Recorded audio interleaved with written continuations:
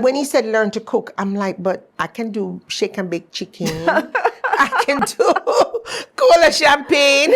I'm not into wines. But then I went off to Switzerland, Italy, and I had to work as an intern with him because, that's how you get qualified overseas. And I'm telling you, that opened a new door for me.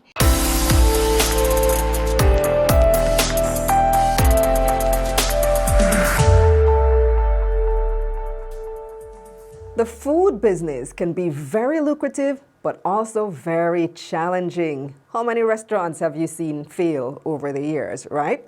I'm Kalilah Reynolds, and it's time for another episode of Money Moves, JA, brought to you in partnership with EXIM Bank's Business Advisory Service, giving you the tools to grow your business. My guest today is Jackie Tyson. She is the owner and creative director of From Thought to Finish. Hi, Jackie. Welcome to Money Moves, JA. I am so happy to have you because the last time I spoke to you on a different program, the response was so overwhelming because you have so much experience in the food service industry. For those who don't know who Jackie Tyson is, just give us some background about yourself. I basically like to tell people I started out in the F&B business.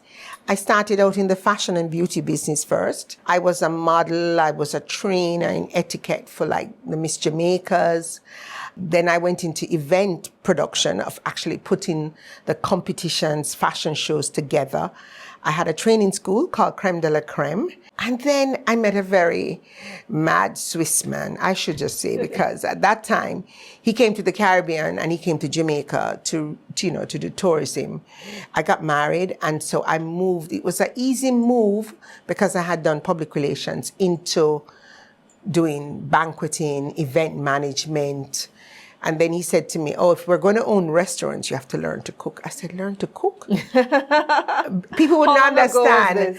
This was like about 24 years ago. Wow. And when he said learn to cook, I'm like, but I can do shake and bake chicken. I can do cola champagne.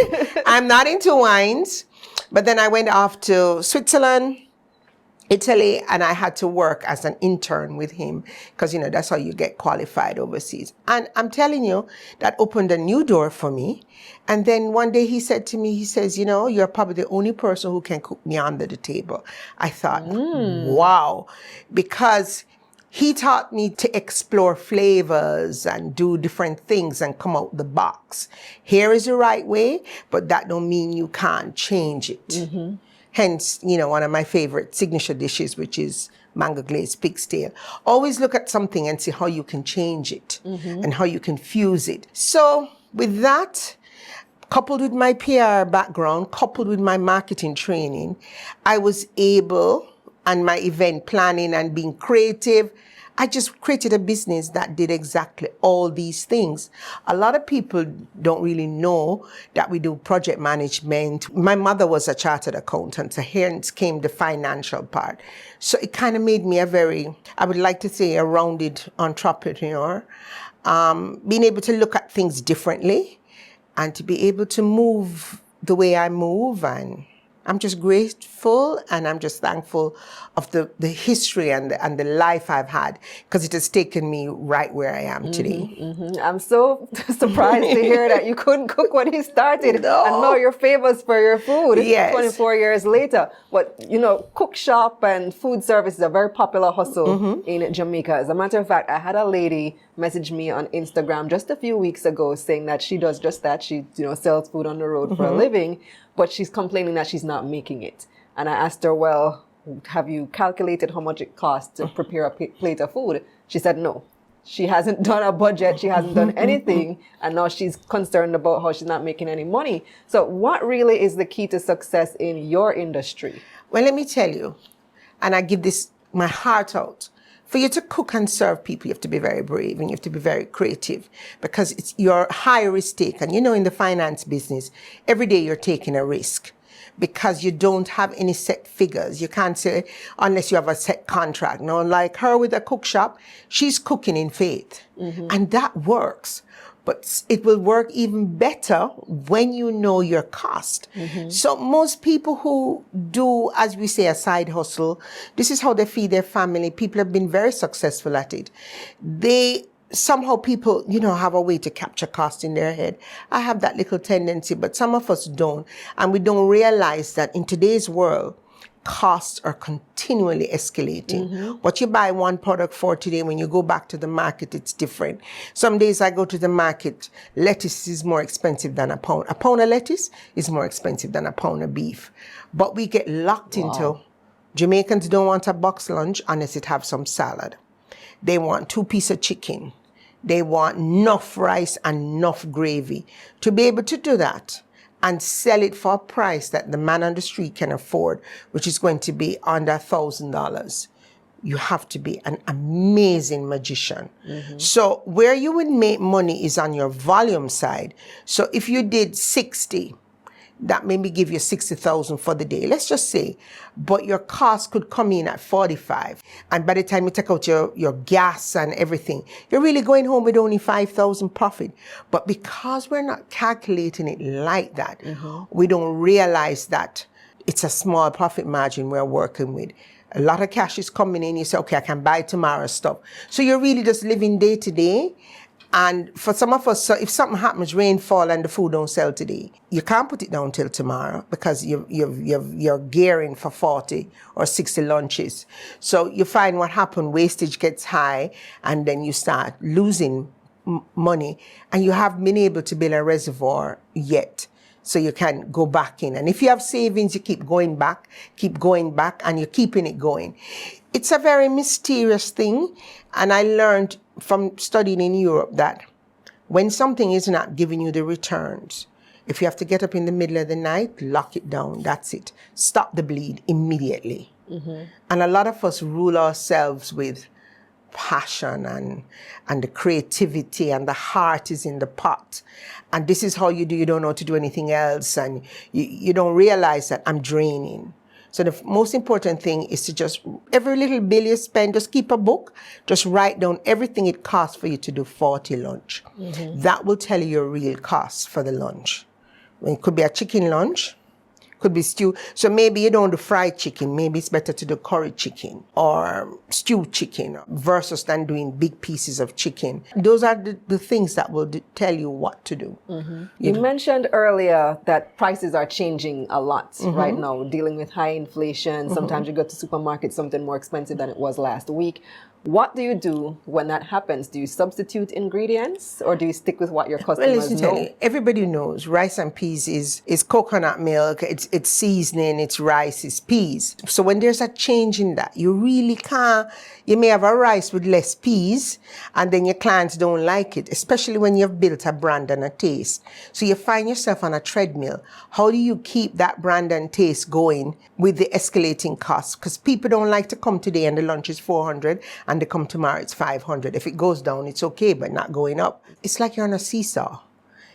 I don't even know if you ever do find a balance, because a day-to-day supplier of meals, unless you have a set amount, like you're servicing a call center or you're servicing a construction site, and you know every day you're going to sell 30 lunches, then you can work back ways. So the escalating cost sometimes bowls you over. Like me, my team will say, oh, no, you can't do any lettuce today. We have to make another salad. And then I'm like, no, you have to do the lettuce. You need the green. So you have to find interesting ways now to say, okay, maybe we do a cucumber salad. Or, you see Jamaicans now doing a pasta salad with the mixed vegetable in it versus than giving you lettuce and cucumber and tomatoes as we normally would. So you have to find a way, as Jamaicans say, turn your hand, make fashion. Very.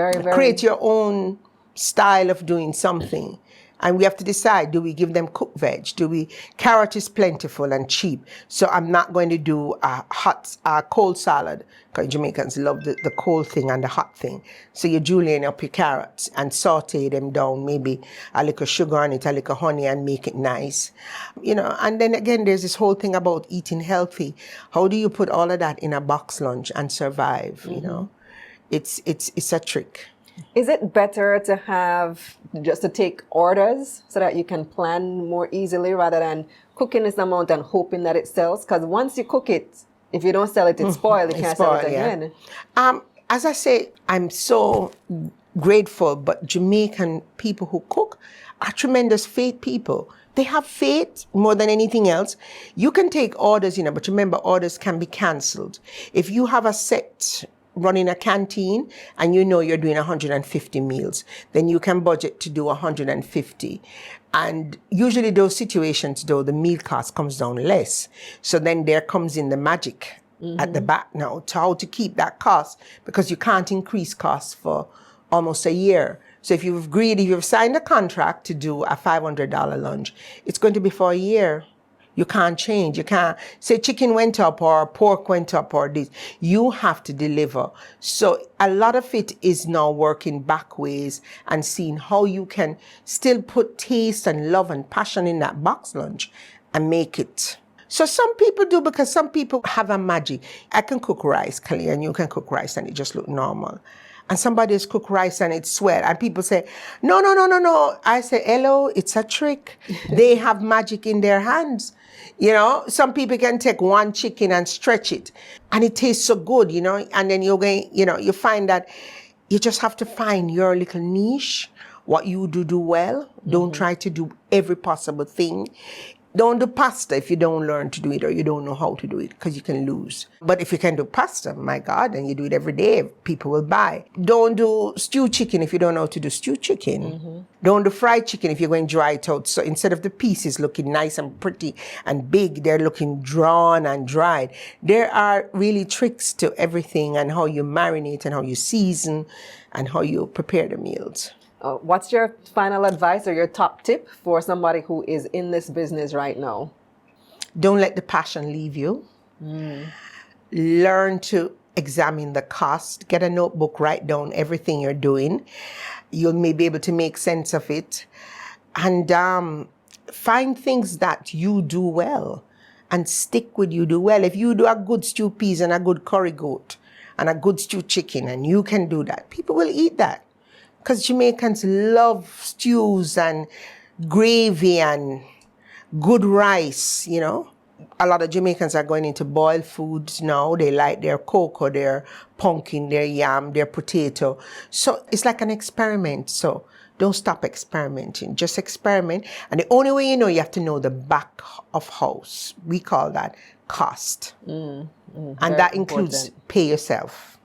Pay yourself. Very, very important. Thank you so much, Jackie. You've given us so many gems in this. Thank you. Thank you for being here. Before we go, you're launching something soon. Yes, I am. I'm going to be launching my online store, and I'm excited about it because it's something that's long overdue. So, people will be able to get my pots, my pans, my Dutch pots, my grills.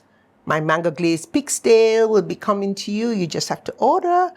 I'm excited. It's been these things take time. You have to curate them, and I prayed about it and everything. You have to also examine cost, and you know how this thing works. I'm so glad that there are banks now looking at it.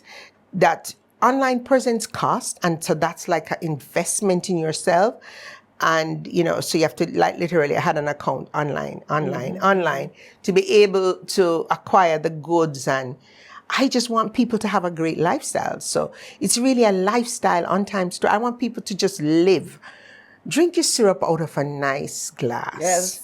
And you're going to get that glass from me online, Out of your Jackie Tyson signature glass. Yeah, you're going to have a nice napkin. Who says you have to use paper?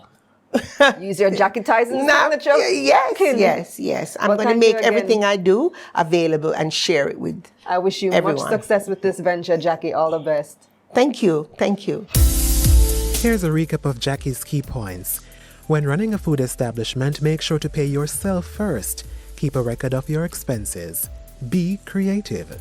When a food item is not giving you the returns you want, stop making it. Find dishes that you do well and stick to them.